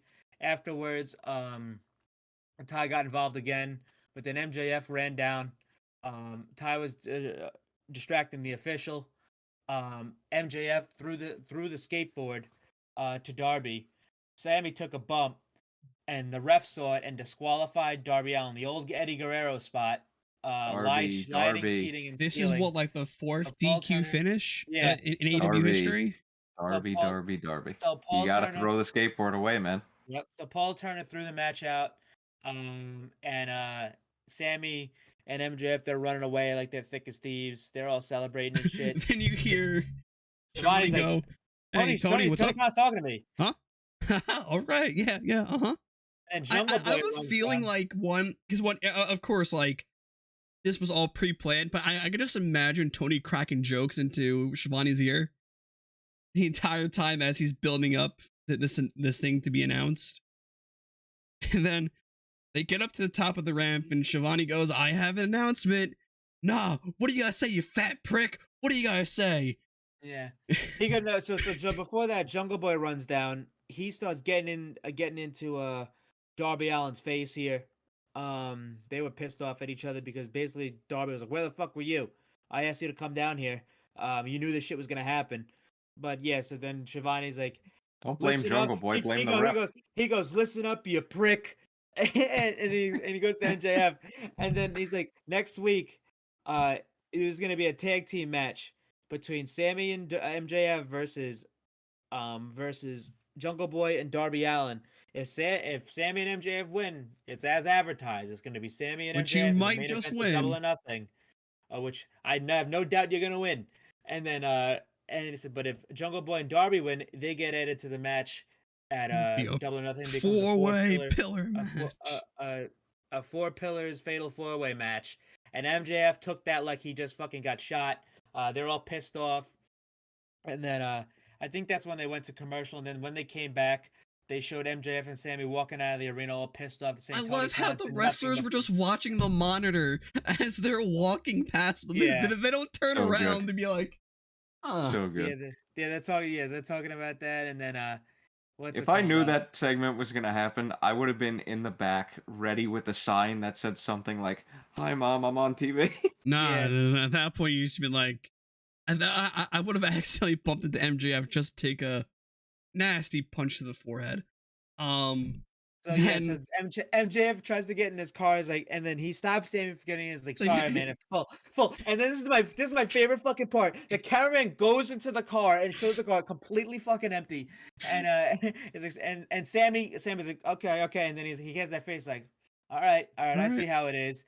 So what this tells me is that Sammy's gonna fuck this guy up. Sammy's gonna fuck this guy over in the tag match next week, and they're gonna get the heat back between them. And we're finally gonna get. MJF just gets in the car and goes, floor it, and the car goes right off into the. So that was pretty funny, and yeah. So after this, we have Adam Cole, baby. Oh no, actually, during we cut back to the commentary table, and I think I posted. Oh wait, was it Taz with the pickle? I have it screenshotted too. Look at this pickle, bro. Hold on, wait. I'm posting it in the WhatsApp chat. Just look at his face. He's so happy. He's so fucking happy. I love it. It's a guy in his pickle, bro. I got a good laugh at as it happened. He just goes. Just so fucking happy. Pickle, bro. He loves his pickle. But so at this point now, Adam Cole comes out. He's there to address Chris Jericho. He's like, hey, he's just like, hey, what you did last night was deplorable. You better come out here. If you don't come out here, I'm gonna fund you myself. NXT Adam Cole cadence. I mean, he was speaking with conviction. He was ready to go. He's ready to fight. Yeah, because I love this. Beat up his girlfriend. So like, hey, it's I'm gonna fuck you up now. So Jericho gets on the screen. He's like, hey, buddy, I'm not coming down here. Hey, pal. My guys will. And here comes Garcia, Menard, Parker, and Jake Hager. And with the hat. Still wearing that. They start jumping Adam Cole. Cassidy and Bandito run down to help. Okay. So before Cassidy and Bandito, I thought maybe Jay White and Juice were gonna slightly help out. No. Like it's in the back of my head because him and Adam Cole are still tight in a way. I really couldn't wrap my mind. The only person I really thought was fucking Kyle. I'm like, Kyle ain't ready to come back though yet. I'm like, so who the fuck is gonna be? Yeah, Bobby Fish. I mean, where's the lie? Not right now. Yeah. So I'm just kidding. Where's the lie? These guys suck. So yeah, that's one of my favorite Twitter videos from last year. And that wasn't even a lie. lie. This guy stinks. That wasn't even a lie, brother. Because you could obviously tell that they cut around like the awkward silence, but they still kept in these guys suck. Yeah. So they could say they run down to help. They end up getting overwhelmed because it's already 4-1, then 4-3. But then all of a sudden somebody's Titantron plays, which I didn't recognize. I was like, who the fuck is this? It's like Kyle for like the new theme or something like that. It says SRS. I'm like, Sorosat. And then and then like, here he comes. I'm like, he already did one run in. I'm like, fuck that guy. Oh my god. That guy should just do his job. And see why? Okay, so for me, since I listened to Killswitch Engage and I had just put End of Heartache on my playlist. I'm like, sounds familiar. I heard this guitar riff, and then the SRS, and then Roderick Strong. And I'm like, I was like, I stood up from my seat. I was like, what the fuck? This is like the biggest surprise since like Malachi, where I just didn't expect it because Malachi we knew was going to go to AEW eventually, but yeah, I had no clue this fucking guy got out of his contract. But now in WWE. So let me just give you basis because I'm the only person who still watches NXT here. Roddy hasn't been seen on NXT since at least July, August. And the last time I saw Roddy was at Jay Briscoe's funeral. And I'm like, this guy's been MIA, not been mentioned at all. I mean, his wife's all over the place on AEW, Marina Shafir. I mean, I had no clue who this fucking guy was. All of a sudden, this guy shows up to help Adam Cole. I'm like, what the fuck? There was no report, no leak, no nothing about this guy getting his release from WWE. I was still thinking last night watching NXT, like, where the fuck is Roddy at? Is he going to get drafted on Friday like Cameron Grimes? Because the same thing happened to Cameron Grimes. He's MIA. But now, hey, we got you out of there, Roddy. We got you out of there, man. Oh my god, we got you out of there. I'm gonna do everything it takes, and everything it takes ended up having no leaks. This was a genuine surprise. I did not expect this at all. If you gave me 1,000 guesses, I probably wouldn't have guessed this because I still would have thought this guy was under contract with WWE. But Zach, I loved your message in the group chat. Here comes Roderick Strong. He starts beating the shit out of everybody here. He gives everybody his moves. He stares at Adam Cole because obviously, like him and Kyle, they were feuding at the end there, and he looks at Adam Cole and they embrace. They give each other a hug to a large pop. Obviously, this was a great place to debut him because they were in Florida, so a lot of these people were NXT crowd people, especially the Hulk Hogan lookalike dude in the front row. I used to see him at all the Full Sail shows. But this was a great surprise. It's official. Roderick Strong is All Elite. He does have the graphic up. Yes. And this is a and great also pickup. He has his licensed music too. Yep, he's got licensed music, and this is the third member, which AEW has featured now all 4 members of the Undisputed Era, even though there's only 3 of them currently on the roster. Hey, but it's the only 3 that matter. Let's be real. Pretty much. Yeah. I will say this though. I really wouldn't be surprised if they got a fish back. I wouldn't be surprised either, but I think after like the shit he tried to pull, he definitely should just be left on Impact and to the Indies. But so that's my thing. I wouldn't be surprised if they try to get him again. So Fightful did have a report as soon as Roddy came out. If you guys want Fightful Select on Patreon, $5 a month, you get all the news, everything late and breaking. Do whatever you can to just have at it. So I ain't paying $5 for that. It's worth it, to be honest, in the long run. Roderick Strong has debuted for AEW, and a shocker after leaving WWE. Strong showed up on the April 26th Dynamite, Undisputed Era to helping Undisputed Era ally Adam Cole. Strong had been off WWE TV for months, and WWE had been dead silent about his status with the company. The latest we heard was discussions about pitching the idea of having him coach through the remainder of his deal, though we don't know if that pitch was ever made to him. Strong re-signed with WWE in 2021, and the company was set to make him the focal point of the revamped NXT Cruiserweight division, in which they had big plans to enhance. However, when Triple H fell out of power with the brand, those plans changed significantly. Much of the same happened with the Diamond Mine stable that he headed up. Originally, it was to include Arthur Rusa and Strong's wife Marina Shafir, but those were released. But they were released by the company instead. I cannot pronounce the first name. The Artur. No. Oh, Arturo Huas. Yeah. Yes. Yeah, he was in he actually was on Dark a couple times. Okay.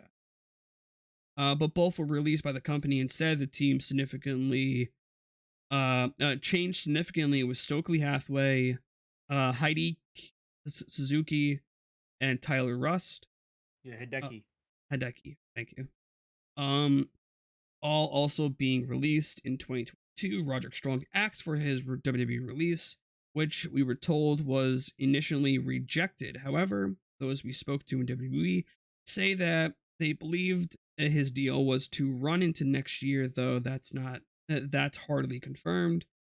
Recently, 2K was told to exclude Roderick Strong from the WWE game this year. The talent we spoke to had not given any update by WWE about his status or lack thereof with the company, and we simply been told he's not been at WWE Performance Center in quite some time. About the only update we had from those close to him of late was he was doing well physically and clear to wrestle. AEW talent we spoke to were pleasantly surprised, as Strong is well liked by most in the industry. Good stuff there. That's a great signing. That's a great get. For God, AEW, the end of Heartache's gonna be fucking insane when he hits it. I'll tell you right now.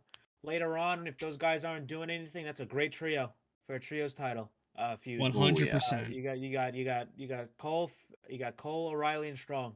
For me, I love Roderick Strong. Hell, his finisher is my signature for my created character in the WWE game. I love the end of Heartache. It's such a good finisher. Yeah, I'm very excited to see him back. Looks like he bulked up a bit too, because he was very skinny. On Adam Cole's Twitter, there's a photo of him, both of them together. I think Roderick was shirtless, and he looks pretty jacked. But God, yeah, it's so hard to tell who's the fucking real person now with the without check marks. So yeah. But yeah, great stuff there.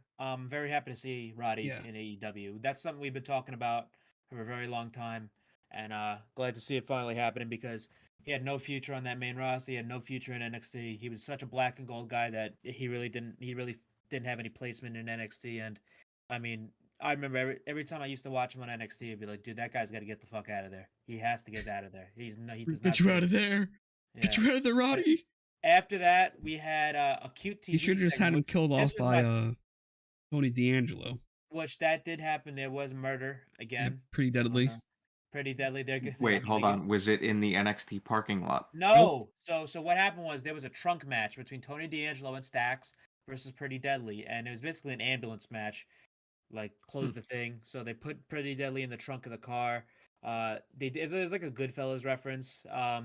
They even said Henry Hill was Stax's uncle. So they drove. So after the main event, the final shot of the show, they drove to to a dock or whatever with the car, and it's like them finishing up. All you hear is like a splash, and like apparently they made Pretty Deadly sleep with the fishes. Is that where they killed Two Dimes as well? No, they threw Two Dimes off a bridge. Okay. So and now he's tagging on Dark with Lee Johnson. But yeah, so basically all that was to kill off Pretty Deadly because Pretty Deadly's getting called up. So that was their That's gonna be a fun explanation. Yeah, they swam the shore. So I guess they know how to swim. The job wasn't done. Yeah, the QTV segment was my favorite QTV segment that they've ever done here because what happened was they started off and Hobbs comes in there like a fucking raging bull, pins QT Marshall up against the wall and says, "Listen, everything was going fine until you came along." And then QT's like, "Wait, I gave you a title, and when I was with you, you became TNT champion." And basically, Powerhouse was like, "You better fix this. This is what I wanted." Hobbs does not need these fucks. He does not need this shit at all. I missed this segment. It was gone in a blink. Yeah, I want this guy to beat the shit out of this guy. This was great. Like Hobbs is Hobbs is already Hobbs is already out of place within this like group here anyway. So I hope he kills QT Marshall eventually. But after that, we got to I want my respect for my boy, man. I want the respect for my boy. Harvey. Yeah, QT Harvey. God damn it, man.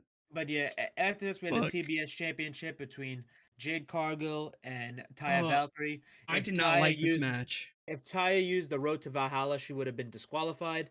That was established in their feud. This is actually the second time ever that Taya Valkyrie is physically on Dynamite. The first time was in her debut, and the second time was tonight because the whole feud was on Rampage. I did not like this match at all. It was this was a very rough match. It had its moments. Yeah, we all know what Taya could do. Taya's good. I mean, I've seen Taya wrestle amazing matches before. I mean, she's in there with somebody who's extremely green. I mean, Taya's a veteran. I think also that this was another point in this match where I think it suffered. Jade in this match, which I'm not saying all of it was bad, but she did try a lot of new things in this match that we don't normally see from her. They did a superplex spot. They were on the outside for a lot of the match. Jade did a fucking Canadian Destroyer, because everybody's got to do one of those. So yeah, this was a lot. It was very slow in some spots. The crowd really wasn't. It looked a lot too slow, very choreographed in some spots. The finish wasn't really all that good because I mean I get it. The finish sucked. Yeah, I mean I get it. Why? Because fucking Taya had her up in the Road to Valhalla. She couldn't use it because she would have got disqualified. So she let her down. I would have preferred the DQ over what happened. Yeah, but I would have preferred the DQ also because it would have been like, hey, look, bitch. Yeah. It's my move. I used my finisher, not yours, and I had you beat. Yeah. And I don't want any of this contract BS. Which no wording saying I can't use anything. I had you beat. The reason I rematch. understand the reason they didn't do the DQ though is because they already had Because a there was DQ on another the one. show. Yeah. They already had a DQ on the show. Which I think at I this get it. point we wouldn't have cared. I think maybe the crowd in person Oh would yeah, have cared. that's the thing. I don't like Tony Khan is already against DQs doing DQs anyway. How few Dude, there Tony are Khan anyway. is so He wouldn't against do two of using them. DQs that I wasn't expecting the DQ finish earlier from Darby. Yeah. Like I thought it was gonna be a count out again. I thought Ty was gonna like pull him off the thing when fucking he was trying to get in the ring after the 6:30. Yeah, it happens so rarely that you don't even think about it. Yeah. But yeah, so Taya loses. Jade is now I think 56-0. Which I'm fine with Jade winning because what this tells me is I mean, they're just waiting for Statlander at this point. Yep. I think you've waited long enough where it's no point to take the title off Jade until Statlander gets back. Then Do you guys know how far out she is? She's got. I mean, she got hurt in August, but she had the surgery like 2 months later. I think that was in October. So I think she's. I think maybe a little bit after Double or Nothing is when you should expect the Statlander return. But also like Taya Valkyrie almost hit the road to Valhalla on Aubrey on Aubrey. Yes. She picked up Aubrey Edwards in the road to Valhalla, but she put it down. And Aubrey scattered like a fucking bug. When she picked up Aubrey, you know the emoji where it's just the two eyes? That was me. I was just like, beyond note, like Aubrey has taken bumps before. She took like Aubrey a got super fucking kick to the head. by Ray Phoenix. oh yeah, from Ray Phoenix and an indie show. And fucking when Athena pie face when Athena hit her that one time. Like so, like she could take a bump. It's Yeah. that super kick though is wild. Yeah, that was great. After this, we had a short little vignette between Britt Baker with a big ass shiner on her eye and Jamie Hayter in a cast. Happy birthday! Had a birthday. Happy birthday to the two of them, by the way, because their birthday is literally on the same day. Three goats had a birthday: John Cena, Britt Baker, and Jamie Hayter. How about that? All on the same day. Can you believe that? I only see one goat there, but okay. That's crazy. How dare you? At least give John Cena the goat credit, man. Anyway, Jamie, she went skydiving. I can't see him though. She went skydiving for her birthday, so that's crazy. You know something? Yeah. Trying to have a conversation here. This guy's fucking memeing. Unbelievable. That's how I do. I meme all the time here. Do you expect anything less from me? Crisis. All right, this guy, bro, unbelievable.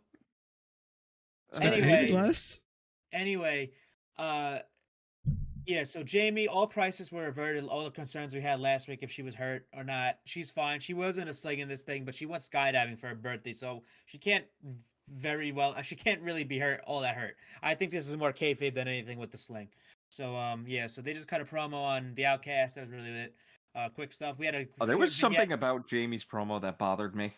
Yeah, it's like they wanted to stop, but she like stopped for a minute and then like kept going. No, not even that. It's just like, yeah, you brought weapons into this like a sneak. I'm just like, bro, you interrupted a Adam Cole and Chris Jericho feud. Jericho has been doing this stuff for months. What were you expecting? Like storyline, what were you expecting? Proper storytelling. Yeah, that just where's the logic in that one? No, cause those words came out of Jamie's mouth. I was gonna say, what does Jamie have to do with this? Because Jamie wasn't out there. Jamie got nothing. That particular line just kind of bothered me. I would say Britt should have said that because Jamie has nothing to do with Adam Cole and fucking in that situation. Oh my god. So anyway, okay. So Roderick Strong just posted like his training video. Dude went like, sure, this is all like sped up shit, but like, man, he pushed himself to get back. Yeah, and I'm just seeing him hit the end of Heartache about 15 different times at like 2 times the speed. The Messiah is back. Roddy was like the pace guy in the UAE. He was like the car. That guy could go.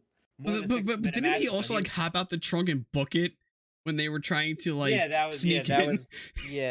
That was Roddy, where you going? That guy's cardio is out of control. But yeah. So anyway, after that, we had a short little vignette for Rampage with Jay White, Juice Robinson, and Sean Spears and Ricky. They're gonna kick him in the balls. Yep. So yeah, we got the Rampage lineup. As we said, we have Ricky and Sean Spears versus Hit it as fast Jay as Jay White and Juice Robinson. I seen some speculation that like they might Sean Spears might be in with the Bullet Club, which I doubt. I don't think that's happening. I wouldn't I wouldn't mind it, but I wouldn't mind it either because I need a fall guy. yeah. Bullet Club always has a fall guy, but and But do we really want Sean Spears in the Bullet Be a Club? fall guy in yet another faction. Listen, well, that's the thing about Bullet Club. That every that's how New Japan works. New Japan factions are always set up like that. There's always a Speaking fall guy. of Sean Spears, that's actually how Hangman Page started. He was literally put in the Bullet Club to be their job guy. But speaking of Sean Spears, you guys see the Chris Van Fleet interview when he talked about? I saw snippets. He talked about the chair shot, and he was like, when it happened, when it happened, he was like, shit. Turned to Brandy. I'm sorry.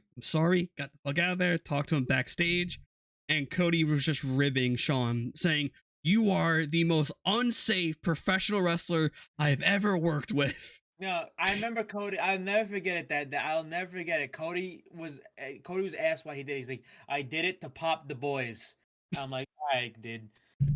That's that. Yeah, sure. See, the thing is, too, I also still have heat with a wrestling journalist about that spot. I still have heat with him. Fucking called it a blade job. He called it a blade job. Fuck you, WrestleMania. You stupid motherfucker. You dick rider. Oh. That clearly was not a blade job.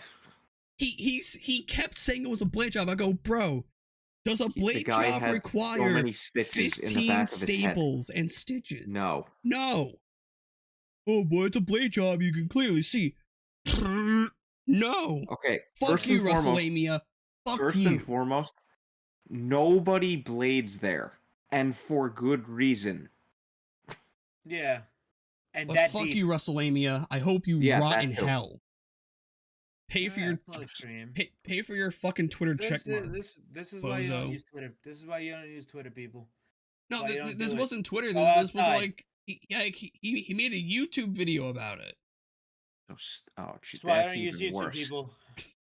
This is why you watch fucking duck videos and capybara videos like I do and fucking on YouTube. Side note, before we get into the main event, of course we're gonna like look at Stokely's Twitter, but the WrestleBot is going to be either taking a hiatus for a long time or going to be completely shit done. Oh, fuck. He just posted one today. It was a Forbidden Door. It was Red Dragon versus Kenny and Hangman. Like that should have happened. But see, but it's like he's gonna hold on to this until I think 2024. But it's one person and he's paying for the server. Well, no, I think it's staying up. It's just he's not gonna update it with like new people anymore. Well, no. I say, I'm not saying the Twitter's going. I'm saying there's not gonna be any more matches uploaded because it's one person. He pays for the server to auto generate these matches. So, but yeah. Anyway, he's a great content creator on there. Just to run this down, we have the Rampage lineup. We said Ricky and Sean versus Jay White and Juice. We have Naturally Limitless, which is like Dustin Rhodes and Keith Lee's like mini tag team that they're doing just with the swerve angle. You have Cash Wheeler versus Jay Lethal, which is just like the opposite of what happened with Dax and Jeff tonight. And Anna Jay versus Ashley D'Amboise, which I think she has a tier 0 contract. Ashley D'Amboise, if I remember correctly. And also we hear from the Outcasts and the Acclaimed and Daddy Ass. Vince McMahon. That's really what they address the people. Address the people means I have some shit to say. But anyway, yeah. So after this, it's time for Mr. Stokely Hathaway's tweets. Mr. Milk Dud. I'm going to just transition over to the Be Right Back. I love this. I will always love it until the day I die. Making sure collecting that audio from there. I need to make sure it's also collecting fucking come on, show me the fucking let me just do window capture capture set that. Okay. Can you guys speak here just real quick so I can see this pop? It's fucking popping up. God damn it! I'm sorry, guys. You're not gonna hear their commentary. Well, you're just gonna hear mine. Fucking happens. They normally just laugh at the shit. All right. So first up, we have TK telling Warner Media where I've been for the past 4 weeks. Rewind that back. Okay, cool. It's not even picking up on here too. I hate you so much. What? I know you can hear it on the Discord, but you can't hear it on the stream. That's because you have to fuss with the audio. I'm not.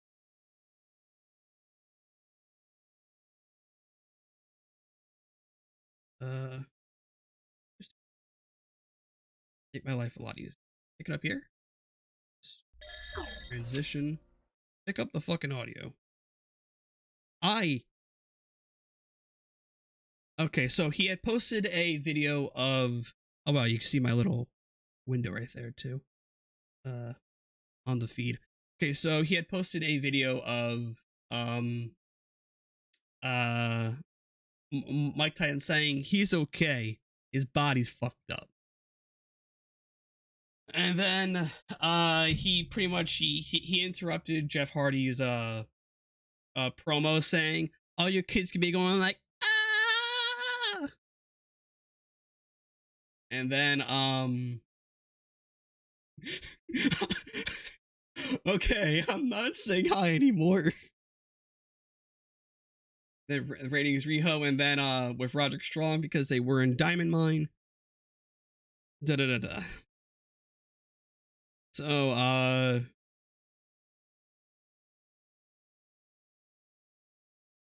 uphill battle.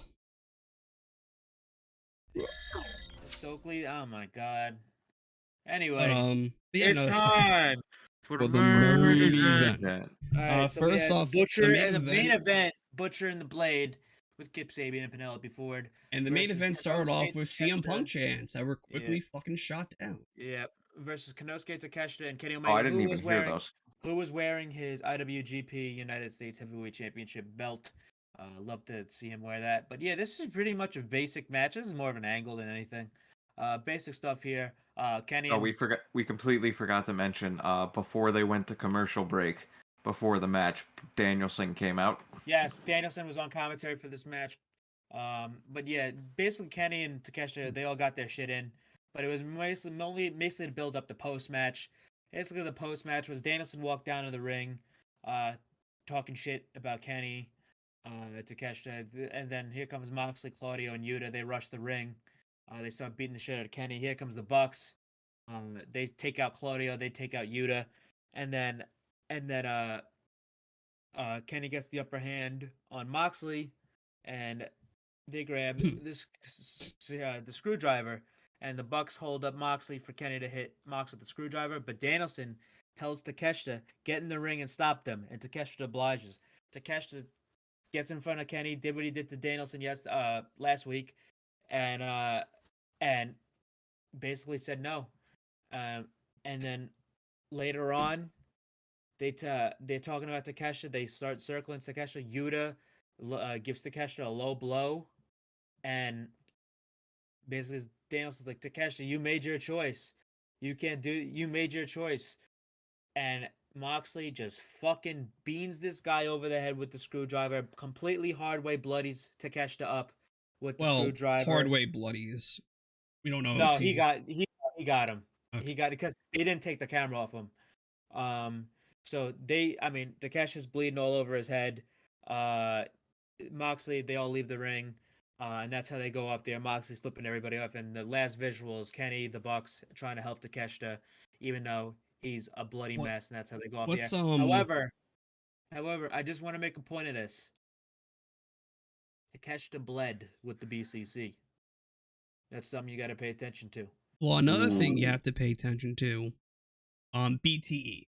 We, the Bucks were trying, like, we're just saying, oh, hey, Kenny, can you, tell Takeshita that we're proud of him, we're happy he's with us? Yeah, he is, yeah, they're happy you're with us. Yeah. Okay, thanks, Takeshita. Knock. Can you tell them, thank you, and then we're happy he's with us?